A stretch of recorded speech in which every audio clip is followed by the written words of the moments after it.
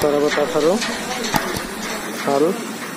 হালের অংশ মাটির অনেক উপরে, যে কারণে পিছনের অংশ অনেক পানির নিচে। দেখতে পাচ্ছেন মাটি কাটার কাজ চলছে। বরাবর 18 কিছুদিনের ভিতরে আসবে সার্ভিসে। এখানে অনেকগুলো মাটি কাটার শেষ, এখনো চলছে। দেখতে পাবেন বরাবর 18 বুঝতে পারবে পরিচয়।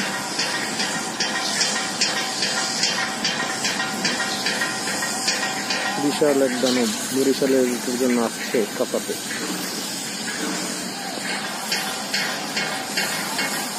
আসছে জন্য সে সম্ভাবনা সার্ভিসে আসবে।